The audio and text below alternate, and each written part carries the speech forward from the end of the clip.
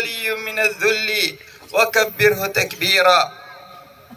وأشهد أن لا إله إلا الله وحده لا شريك له شهادة نرجو بها الحسنى والزيادة. وأشهد أن محمدا عبده ورسوله المصطفى أفضل من صام وصلى صلى الله عليه وعلى آله وصحبه وسلم تسليما كثيرا. الله أكبر الله أكبر لا إله إلا الله والله أكبر الله أكبر ولله الحمد. الله أكبر ما صام صائم وأفطر. الله أكبر ما سجد قائم وكبر. الله أكبر ما تاب تائب واستغفر. الله أكبر عدد خلقه وزنة عرشه ومداد كلماته. عباد الله معشر الصائمين, mga alipin ng Allah subhanahu wa ta'ala na nag-ayuno sa buwan ng Ramadan, parang kailan lamang ay sinalubong natin ang buwan ng Ramadan ng buong tuwa at kagalakan.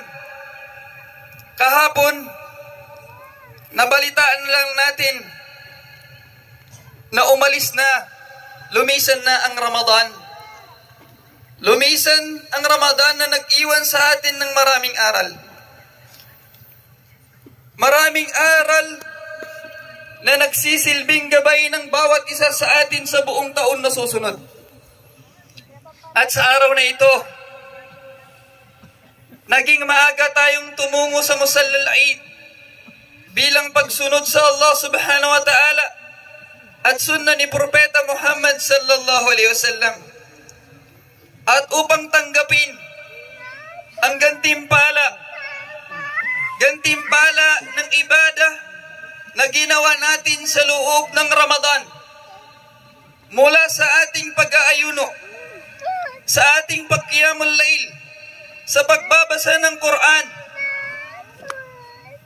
sa pagbibigayan, pagtutulungan, pagpapakain sa mga nangangailangan. Gayon din ang paggawa ng iba't ibang uri pa ng kabutihan, mula sa pagmamahal natin sa ating mga magulang, sa ating mga kamag-anak at mga kaibigan.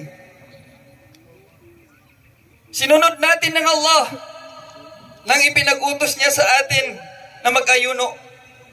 Sinunod natin ng Allah nang inatasan tayo na mag-fasting, mag-ayuno. Sinunod natin ng Allah nang inatasan tayo ng Qiyamul Layl, na kung kaya sa araw na ito, sa dakilang araw na ito ng Eid al-Fitr, tanggapin natin ang reward, gantimpala ng Allah sa ating lahat. Gantimpala ng kapatawaran ng ating mga kasalanan. Man sama Ramadan imanan wa ihtisaban, ghufira lahu ma taqaddama min dhanbihi.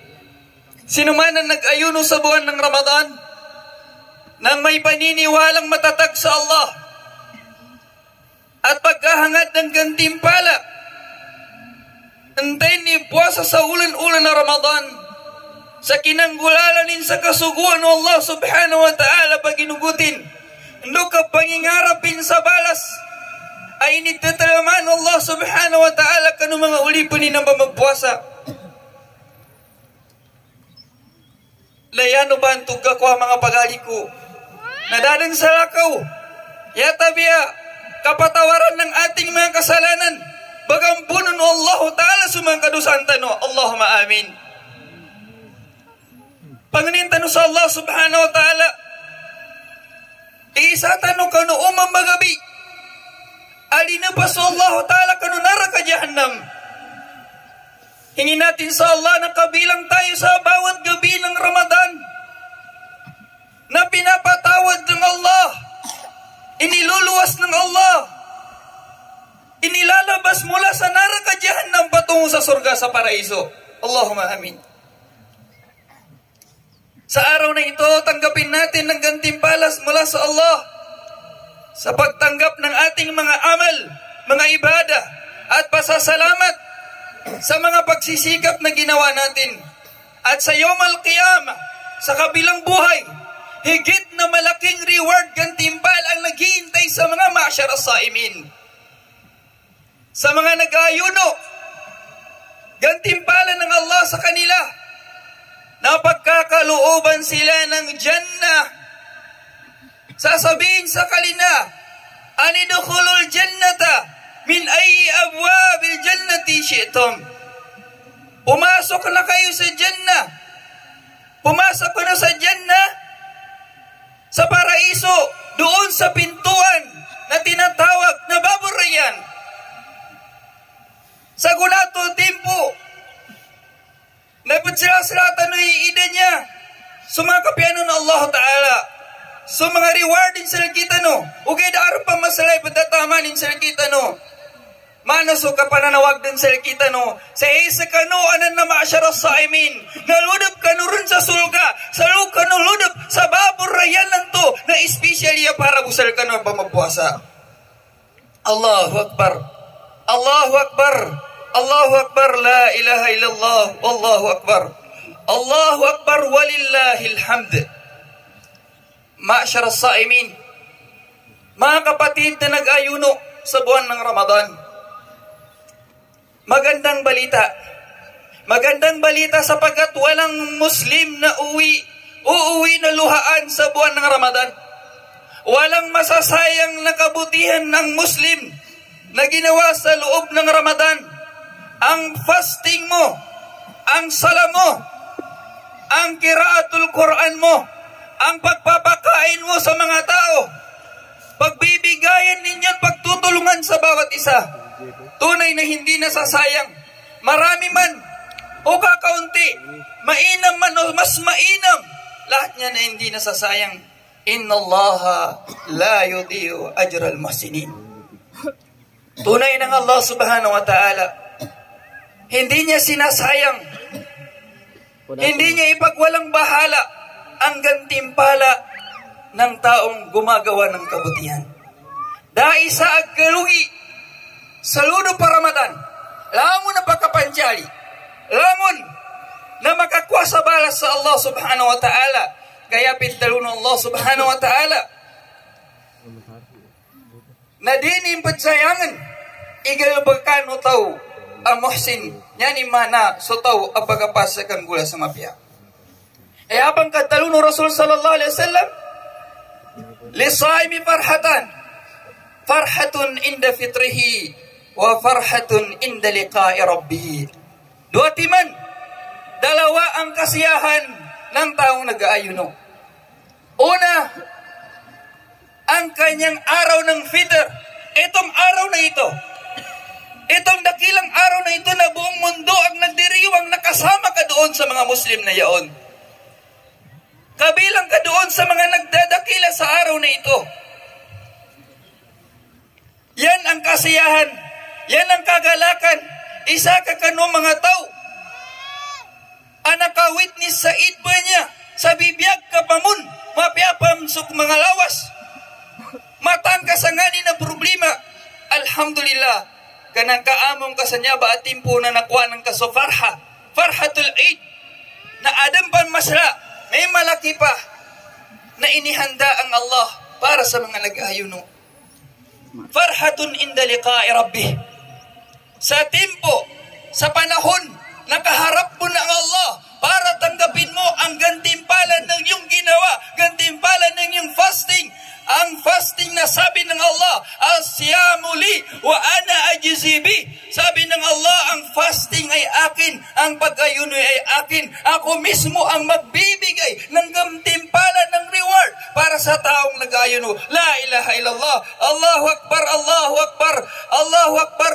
La ilaha illallah, Allahu Akbar, Allahu Akbar, walillahil hamd. Ikalangan ng mga pagali ko sa agama Islam. Ikapya na ginawa no tao, auming ka makadsamulanin din sa Allah Ta'ala, makapagadapanin din sa Allah Subhanahu wa Ta'ala, sas mismo na sa Allah Ta'ala, imintalo sa tigin puasa nanay, maging ada, isa ka Muslim, puasa ng tigin na lakinan, nasaki mismo ibagang nga isa balasan ka, no pamaning ka sa Allah Ta'ala rin, mismo rin ipagklaim sa sakir ni Manggay, ikalangan ng kay magagan Allah Ta'ala Rabbul Alamin Manggay sa kapagali ko sa agama Islam. Allahu Akbar, Allahu Akbar. La ilaha illallah, Allahu Akbar, walillahil hamd. Mga kapatid sa pananampalatayang Islam, tanggapin natin ang napakaraming biyaya ng Allah. Alamin natin na bawat ni'ma, bawat kabutihan na meron sa atin, maliit man o malaki, wa ma bikum min ni'matin fa min Allah. Ano mang ni'ma meron sa atin ay galing sa Allah. Nakapun sa Allah ilangon na ni'ma. Apa makatinggo masal kita no. Kagina kami to, nakwenta na tong inikapyan Allah Ta'ala sa kanin. Sa magabi malamag, araw at gabi na kabutihan ng Allah sa atin. Ang ni'ma ng pagkakaroon natin ng iman, na mga Muslim tayo, na nasa tamang aral tayo, na ang ating din ay siya lamang din, siya lamang religion na tatanggapin ng Allah sa kabilang buhay. Wa may yabtaghi ghayral islami dinan fala yuqbal min. Kapag ka maghahangad ka pa ng relihiyon na hindi kabilang sa relihiyon ng mga propeta na nauna, ay hindi tatanggapin ng Panginoon ang iyong pagsisikap. Ni'ma na tinawfikan tano no Allah sa nakabuwasa tano, nakakiyamul layl tano, ni'ma sa nalimod din ng pamud sa mga pamilya tano, gasulot tano sa kapaguyag-uyag, ni'ma na naisa-isa tano, ni'ma na mga kapatid,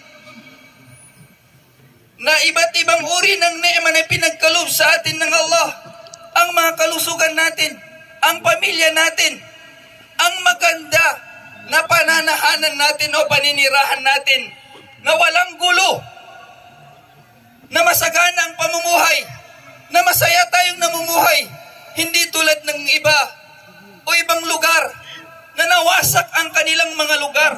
Wala silang kapahingaan.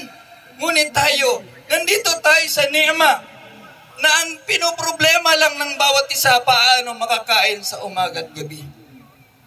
Ni'ma ng pagkakaroon ng mga kapatid, mga nagmamahal sa atin. Ni'ma na pinili tayo ng Allah Subhanahu wa Ta'ala na higit sa marami niyang nilikha. Ni'ma na kung ano-ano ang naabot natin na profession. Ni'ma na kung saan pinagkaloob ng Allah na hindi natin kayang bilangin. Ngunit, ang paghahayag na yan ng ni'ma, so kapag sila-sila ng kakapagkiranan ka sa ni'ma ng Allah, wa itta'adana rabbukum la in syakartum la azidannakum.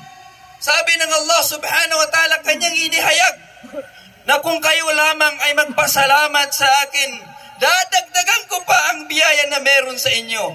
Manabuti ko Allah Subhanahu wa Ta'ala, kamataw ka no bumangin sugol sa laki, gasugat ako no bo. Manabu kagasugat tanu sa Allah, gatawan tanu mo panuni ukit, na makwat tanu sulilinin Allah Subhanahu wa Ta'ala, na jising gumananim pan ilijekinin ay paganggadin sa kita no. La ilaha illallah. Allahu Akbar.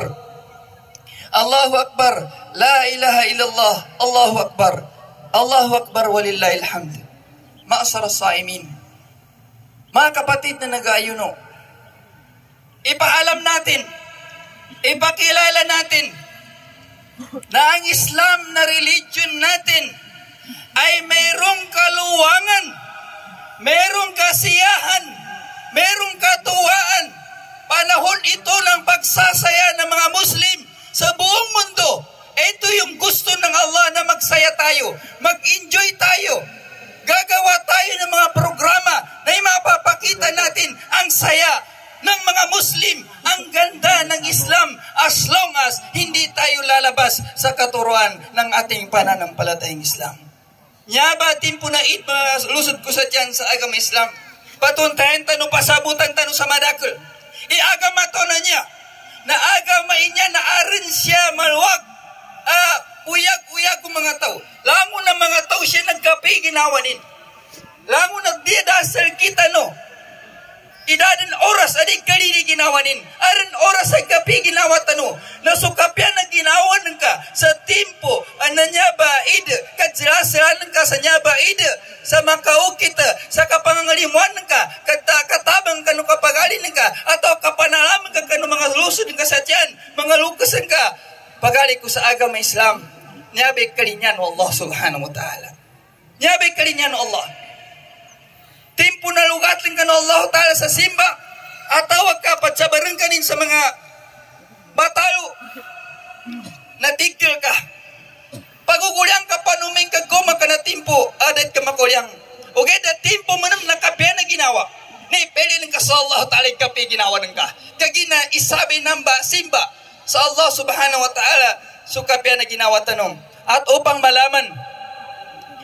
malaman sabi ng Rasul sallallahu alaihi wasallam kay Aisha radhiyallahu anha, upang malaman ng mga Yahud na sa ating din ay merong kasiyahan, merong kaluwangan, sapagkat akala nila ang mga Muslim ay namumuhay lamang sa kalungkutan. Hindi.